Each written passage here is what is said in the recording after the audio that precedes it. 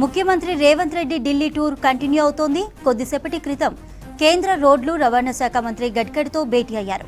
తెలంగాణలో జాతీయ రహదారుల అభివృద్ధి, ట్రిపుల్ నిర్మాణం, రాష్ట్ర పరిధిలోని రోడ్ల డెవలప్మెంట్పై గడ్కరీతో చర్చిస్తున్నారు. డిప్యూటీ సీఎం బట్టి, రాష్ట్ర మంత్రి కోమటిరెడ్డి, ఎమ్మెల్యే వివేక్ వెంకటస్వామి, ఎంపీ వంశీ ముఖ్య నేతలు మీటింగ్లో పాల్గొన్నారు. గడ్కరీతో భేటీకి ముందు తెలంగాణలో రోడ్ ప్రాజెక్టులపై మంత్రి కోమటిరెడ్డి అధికారులతో చర్చించారు సీఎం రేవంత్. వరుసగా మూడో రోజు బిజీగా ఉన్నారు రేవంత్ రెడ్డి. నిన్న మొన్న కేంద్ర మంత్రులు, ఏఐసీసీ ముఖ్య నేతలతో భేటీ అయ్యారు సీఎం. రాష్ట్రానికి రావాల్సిన నిధులు, పెండింగ్ ప్రాజెక్టులపై కేంద్ర పెద్దలతో చర్చించారు. మరోవైపు ఢిల్లీలోనే ఉన్నారు మంత్రులు కోమటిరెడ్డి, పొంగులేటి, సీతక్క. ఇక ఉదయం హస్తన చేరుకున్నారు డిప్యూటీ సీఎం బట్టి, ఇరిగేషన్ మినిస్టర్ ఉత్తమ్ కుమార్ రెడ్డి. త్వరలో కేబినెట్ విస్తరణ, నామినేటెడ్ పోస్టుల భర్తీపై హైకమాండ్ పెద్దలతో ముఖ్య నేతలు చర్చిస్తున్నారని తెలుస్తోంది. వచ్చే నెలలో రాష్ట్ర కేబినెట్ విస్తరణ జరుగుతుందనే ప్రచారం జరుగుతోంది. దీంతో సాయంత్రం మరోసారి రాహుల్ గాంధీతో పాటు ఖర్గే, ఇతర ముఖ్య లీడర్లు సీఎం, మంత్రులు కలుస్తారని పార్టీ వర్గాలు చెబుతున్నాయి. దీనికి సంబంధించి మరిన్ని అప్డేట్స్ ఢిల్లీ నుంచి మదర్ అందిస్తారు. మదర్, గడ్కరీతో సీఎం భేటీకి సంబంధించిన అప్డేట్స్ ఏంటి?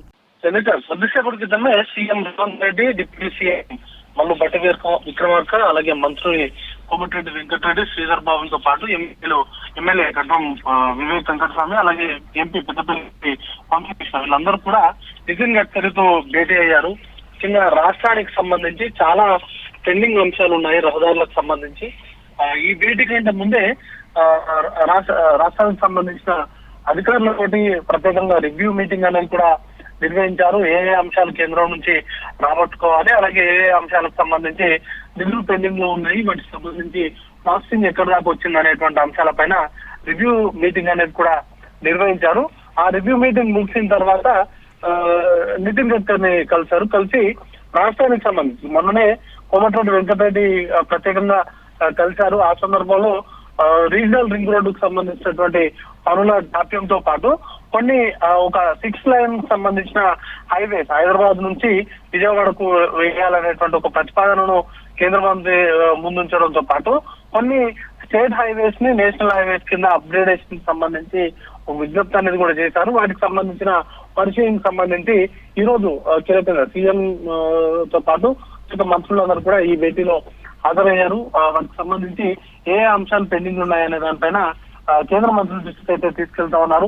రాష్ట్రానికి సంబంధించి స్టేట్ హైవేస్ ని నేషనల్ హైవేస్ గా అప్గ్రేడేషన్ చేస్తే వాటికి సంబంధించిన మెయింటెనెన్స్ తో ఇతర అంశాలని కూడా కేంద్రంగా చూసుకుంటున్నా రాష్ట్ర ప్రభుత్వం మీద బడ్డన అనేది కూడా తగ్గేటువంటి అవకాశం ఉంటుంది. కాబట్టి సాధ్యమైనంత మేరకు వీలైనంత త్వరగా ఆ దిశగా అప్గ్రేడేషన్ కి సంబంధించి నిర్ణయం తీసుకోవాల్సిందిగా విజ్ఞప్తి అనేది కూడా చేయబోతున్నారు. ఇక 6 లైన్ కి సంబంధించిన నేషనల్ హైవేస్ సంబంధించి కావచ్చు, అలాగే కొత్త జాతీయ రహదారులకు సంబంధించి ముఖ్యంగా పెద్దపల్లి ఏరియాలో పట్టేటువంటి హైవేస్ కు సంబంధించి కూడా కీలకంగా విజ్ఞప్తి అనేది కూడా చేస్తా ఉన్నారు. ఒకవైపు పార్టీకి సంబంధించిన కార్యక్రమాల్లో పాల్గొంటూనే ఇటు ప్రభుత్వానికి సంబంధించి రాష్ట్రానికి సంబంధించిన నిధుల విషయంలో కావచ్చు, లేకపోతే పథకాలకు సంబంధించినటువంటి రాష్ట్ర మంత్రులు సీఎం సోపర్ పెట్టారు.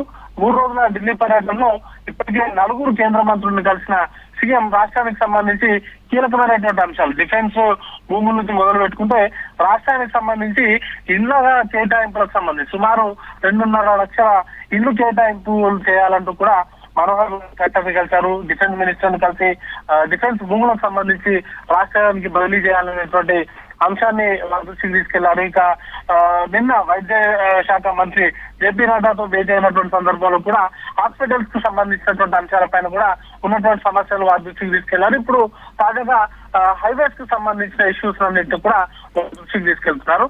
మరోవైపు పార్టీకి సంబంధించిన అగ్రనాయకులతో కూడా ఎప్పటికప్పుడు భేటీ అవుతున్నారు. నిన్న పార్లమెంట్ లో ప్రత్యేకంగా సోనియా గాంధీని కలిసినటువంటి సందర్భంలో కావచ్చు, మొన్న పార్టీకి సంబంధించినటువంటి మల్లికార్జున ఖర్గే, అలాగే రాహుల్ గాంధీలను కూడా ఏఐసీసీలో కలిశారు. ఈ రోజు కూడా ఏఐసీసీ అగ్రనేతలను కలిసేటువంటి అవకాశం ఉన్నట్టుగా ప్రచారం జరుగుతా ఉంది. పార్టీకి సంబంధించిన వర్గాలు కూడా చెప్తున్నారు. కీలకంగా జీవన్ రెడ్డికి సంబంధించిన ఇష్యూతో పాటు మిగతా 3 ఇష్యూస్ ఉన్నాయి.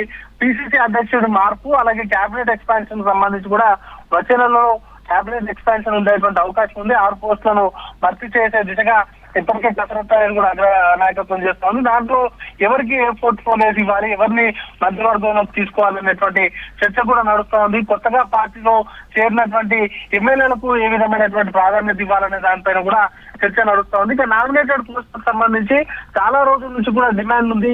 ఇది ఎమ్మెల్యే ఎలక్షన్స్ అప్పటి నుంచి కూడా ఎవరికైతే టికెట్లు కేటాయించలేకపోయారో వారికి నామినేటెడ్ పోస్టులు ఇస్తామంటూ కూడా గతంలో హామీ ఇచ్చారు. ఎంపీ ఎలక్షన్స్ కంటే ముందే ఒక జీవో వచ్చినప్పటికీ అది ఇంప్లిమెంటేషన్ అయితే కాలేదు. ఇప్పుడు తాజాగా మరొకసారి ఈ అంశం తెరపైకి వచ్చింది. నామినేటెడ్ పోస్టుల భర్తీని సాధ్యమైనంత మేరకు చేయాలి, ఎందుకంటే పార్టీ కోసం మొదటి నుండి పనిచేసినటువంటి వారికి ఆ పదవులు ఇవ్వాలనేటువంటి డిమాండ్స్ కూడా ఉన్నాయి. కాబట్టి ఈ అంశాలపైన అగ్రనాయకత్వంతో చర్చించేటువంటి అవకాశం ఉంది. జీవన్ రెడ్డి మధ్యాహ్నం తర్వాత ఢిల్లీకి చేరుకుంటారు. ఇప్పటికే డాక్టర్ సంజయ్ పార్టీలో చేరినప్పటి నుంచి కూడా ఆయన అసంతృప్తిగా ఉన్నారు. 3 రోజుల నుంచి కూడా ఎమ్మెల్సీ పదవికి రాజీనామా చేస్తానంటూ కూడా ఆయన ప్రకటించినటువంటి నేపథ్యంలో ఆయన్ని పార్టీ వీడకుండా చూడడము, అలాగే ఆయనకున్నటువంటి అసంతృప్తిని తగ్గించేందుకు అధిష్టానం చర్యలు తీసుకుంటుంది. దానిలో భాగంగానే రాష్ట్ర వ్యవహారాల ఇన్ఛార్జ్ గా ఉన్నటువంటి దీపాదాస్ మున్షి ఆయన ఢిల్లీకి రావాల్సిందిగా పిలిచారు.